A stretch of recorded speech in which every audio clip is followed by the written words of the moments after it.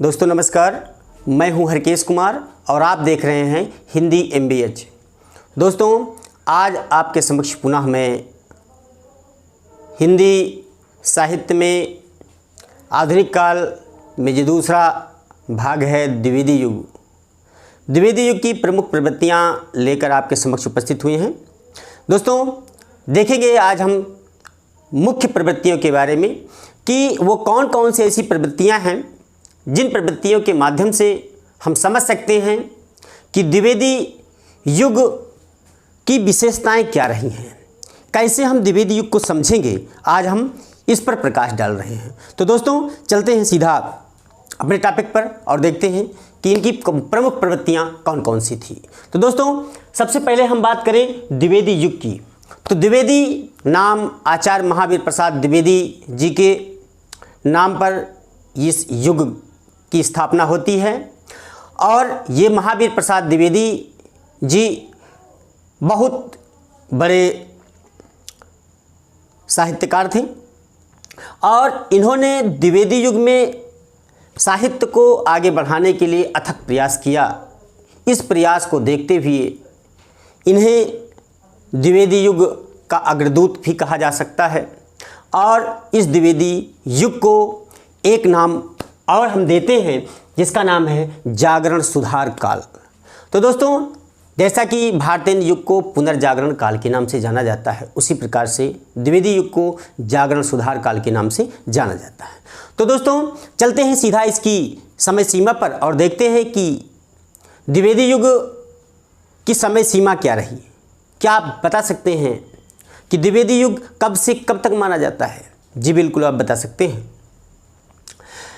जैसे भारतेंद्र युग की बात करें तो भारतेंद्र युग 1868 से 1893 ईस्वी तक माना जाता है। कुछ विद्वान भारतेंद्र युग को 1900 ईस्वी तक भी मानते हैं। उसी प्रकार से द्विवेदी युग को 1900 से 1920 ईस्वी तक के इस कालखंड को द्विवेदी युग के नाम से जाना जाता है और इसके पश्चात आने वाला जो काल है वो छायावाद है, जिसे 1920 या 1918 से 36 तक माना जाता है। तो दोस्तों सीधा चलते हैं हम द्विवेदी युग की प्रमुख प्रवृत्तियों पर और देखते हैं कि पहली प्रवृत्ति कौन थी। तो दोस्तों हम देखेंगे पहली प्रवृत्ति थी राष्ट्रीयता। राष्ट्रीयता द्विवेदी युग की प्रमुख प्रवृत्तियों में आती है।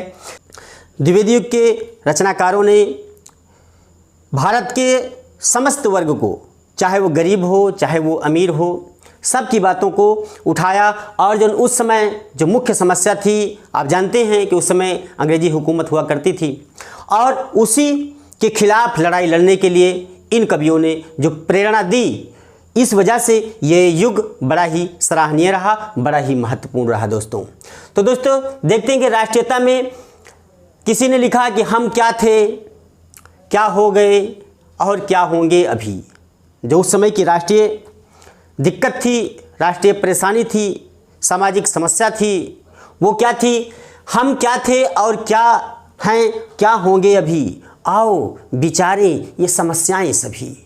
तो दोस्तों इस प्रकार की बातें लेखक लिख रहे थे। जहाँ पर लिखा कि हम क्या थे, क्या हो गए और क्या होंगे अभी, आओ विचारें ये समस्याएं सभी, वहीं पर कवियों ने लिखा कि देशभक्त वीरों मरने से तनिक नहीं डरना होगा, प्राणों का बलिदान इस देश की वेदी पर करना होगा। इस प्रकार के भी लेख लिखे जा रहे थे, कविताएं लिखी जा रही थी दोस्तों। और उधर मैथिली शरण गुप्त जैसे राष्ट्र कवि ने अपनी लेखनी को आगे बढ़ाया और लिखा जिसको न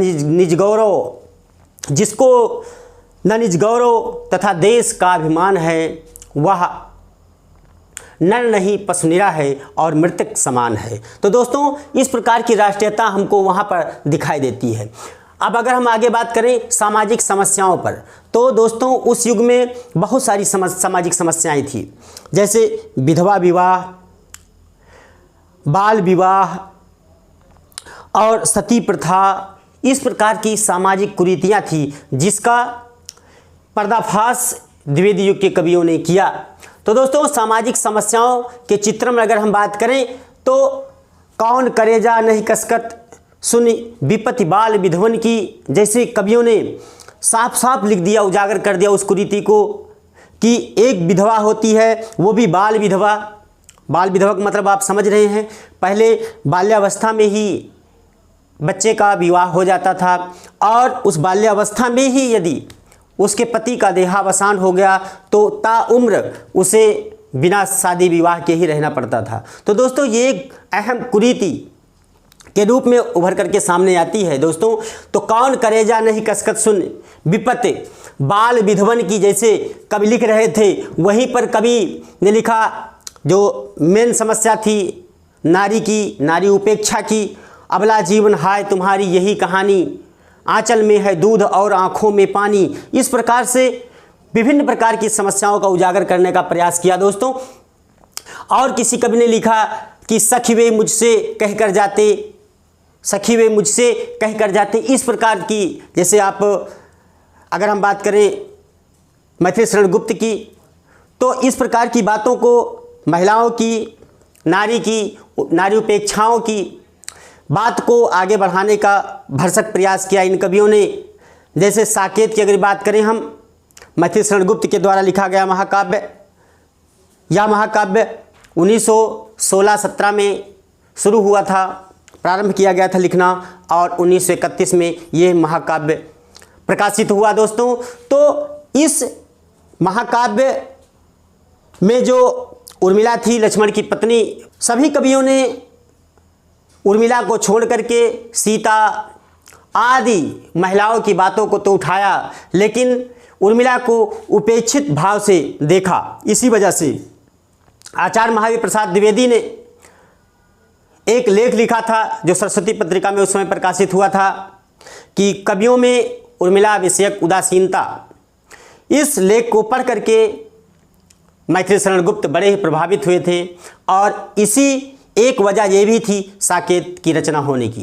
तो दोस्तों साकेत में देखें तो जो उर्मिला उपेक्षिता है उसकी बात को उठाया गया। और उधर यशोधरा में आपने देखा, यशोधरा में भी नारी उपेक्षिता है। उधर वैदेही वनवास की यदि बात करें हम तो वहाँ पर भी यही बात दिखाई देती है हरियो जी की। प्रवास की बात करें तो भी वही सामाजिक समस्याएं दिखाई दे जाती हैं। तो दोस्तों इस प्रकार से बहुत सारी समस्याएं थी। अब प्रकृति चित्रण की बात कर लेते हैं हम। प्रकृति चित्रण में यदि हम बात करें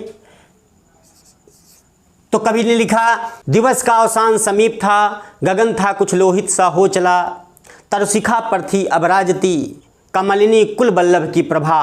तो दोस्तों इस प्रकार की प्रकृति का चित्रण भी द्विवेदी युग में बहुत ज़्यादा हो रहा था। चार चंद्र की चंचल किरणें खेल रही हैं जल नभ जल थल में, स्वच्छ चांदनी बिछी हुई है अमन और अंबर तल में। तो दोस्तों प्रकृति चित्रण भी अनोखा दिखाई देता है द्विवेदी युग में। अगर हम बात करें अब नैतिकता एवं आदर्श की, नैतिकता एवं आदर्श भी द्विवेदी युग में एक मुख्य प्रवृत्ति के रूप में उभर करके सामने आता है दोस्तों। जैसा कि रीतकाल में मैंने बताया और रीतकाल की ये प्रवृत्ति रही है कि वहाँ का जो प्रेम है वो अनोखा है, लेकिन यहाँ का जो प्रेम है वो एक धरातल से जुड़ा हुआ है। तो दोस्तों वहाँ का प्रेम और द्विवेदी युग का प्रेम, यानी रीतकाल का प्रेम और द्विवेदी युग के प्रेम में बहुत ज़्यादा डिफरेंस है दोस्तों। यहाँ का जो प्रेम है वो एक नैतिकता को लिए हुए संयमित है, लेकिन वहाँ का असंयमित है। तो दोस्तों वहाँ बिहारी जैसे महाकवि लिखते हैं कि द्रग उर्झत टूटत कुटुम जुरत चतुर्चित प्रीति, ऐसा प्रेम दिखाते हैं, लेकिन यहाँ का प्रेम कुछ अलग है। यहाँ के कवियों ने इतिहास को, पुराण को आधार बना करके उस पुराण में, उस इतिहास में जो उज्जवल चरित्र थे उनको लेकर के उनके चरित्र का निरूपण किया है। इस वजह से नैतिकता एवं आदर्श द्विवेदी युग की मुख्य प्रवृत्ति के रूप में उभर करके सामने आती है। आगे लिखा गया कि सच्चा प्रेम वही है जिसकी तृप्ति आत्मबल पर हो निर्भर। सच्चा प्रेम वही है जिसकी तृप्ति आत्मबल पर हो निर्भर, और प्रेम बिना निष्प्राण प्रेम है, प्रेम बिना निष्प्राण प्रेम है, करो प्रेम पर प्राण निछावर। तो दोस्तों इस प्रकार की नैतिकता एवं आदर्श साफ साफ दिखाई देते हैं। आगे दोस्तों हास्य एवं व्यंग्य में देखें कि महावीर प्रसाद द्विवेदी ने लिखा कि अचिकन पहिर बूट हम डाटा अब बाबू बने डरात डरात, अचकन पहिर बूट हम डाटा। देखिए किस प्रकार से हास्य और व्यंग्य दोनों समाहित हैं इस युग की प्रवृत्तियों में। अचकन पहिर बूट हम डाटा बाबू बने डरात डरात, और लागन आवै जाहि सभई माँ, लागन आवै जाहि सभई माँ, कंठ फूट तब बना बतात। तो इस प्रकार से हास्य एवं व्यंग्य का प्रयोग महावीर प्रसाद द्विवेदी ने तो किया ही है, साथ साथ आपने सुना होगा नाथूराम शर्मा शंकर का, उन्होंने भी गर्भरंधा रहस्य में बहुत अच्छा हास्य एवं व्यंग्य का प्रयोग किया है। दोस्तों अगली विशेषता की बात करें तो सभी काव्य रूपों का प्रयोग, यानी इस युग के कवियों ने सभी काव्य रूपों का प्रयोग किया है, चाहे वो महाकाव्य हो, चाहे वो खंड काव्य हो, चाहे वो मुक्तक काव्य हो, और चाहे वो गीत काव्य हो। तो दोस्तों इस प्रकार से अगर हम बात करें मैथिली शरण गुप्त की, तो उन्होंने साकेत जैसे महाकाव्य लिखा, यशोधरा लिखा। उसी प्रकार से खंड काव्य की यदि हम बात करें इधर तो रंग में भंग, जयद्रथ वध, किसान, इस प्रकार से लिखा गया। उसी प्रकार से हरिओत जी ने बहुत सारे काव्यों का सृजन किया, जैसे परिप्रवास, वैदेही वनवास, इस प्रकार के काव्य लिखे गए। तो दोस्तों सभी प्रकार के काव्यों का सृजन द्विवेदी युग में हुआ है। आगे यदि बात करें हम इतिवृत्तात्मकता की, तो द्विवेदी युग की मुख्य विशेषता थी इतिवृत्तात्मकता। अब दोस्तों हम समझ लेते हैं कि ये इतिवृत्तात्मकता क्या है। अगर हम बात करें इतिवृत्त की, इतिवृत्त याद रखिएगा, बड़ा ही महत्वपूर्ण प्रश्न यहाँ से निकल करके आता है। ये इतिवृत्त का अर्थ होता है कथा, इतिवृत्त का अर्थ होता है कथा, यानी कि इस युग के कवियों ने कथाओं पर आधारित अपने काव्य का सृजन किया है। तो ये जो इतिवृत्तात्मकता है यानी कथा पर आधारित काव्य बहुत अधिक मात्रा में लिखा गया दोस्तों। चाहे हम साकेत की बात कर लें, उसमें भी कथा है किसी न किसी की, जैसे उपेक्षिता उर्मिला की दशा का वर्णन किया गया है। और हम बात करें वैदेही वनवास की अयोध्या सिंह उपाध्याय हरिओद की, तो उसमें भी वही दिखाई देता है। परिप्रवास की बात कर लेते हैं, वो भी कथा पर आधारित है। इस प्रकार से जितने भी, अगर हम पंचवटी की बात कर लेते हैं तो भी वही बात है। तो इस प्रकार से इतिवृत्त काव्यों का सृजन हुआ द्विवेदी युग में। दोस्तों अब हम देख लेते हैं छंद विविधता की। तो छंद विविधता का अर्थ है कि विभिन्न प्रकार के छंदों का प्रयोग इस युग में किया गया, चाहे वो दोहा हो, सोरठा हो, सवैया हो, उल्लाला हो, सोरठा हो, कुछ भी हो, विभिन्न प्रकार के छंदों का प्रयोग इस युग में हुआ है दोस्तों। इसी वजह से यहाँ की जो मुख्य विशेषता है इस युग की छंद विविधता है। दोस्तों अगली विशेषता हम बात कर लेते हैं उपेक्षित नारी का चित्रण। उपेक्षित नारी का चित्रण अगर हम बात करें तो कवियों ने बहुत अधिक मात्रा में उपेक्षिता नारी का चित्रण किया है, मैंने पहले ही बता दिया सामाजिक समस्या में। तो यहाँ अगर बात करें तो प्रिय पति मेरा वह प्राण प्यारा कहाँ है, दुख जलनिधि डूबी का सहारा कहाँ है, इस प्रकार से कवियों ने लिखा।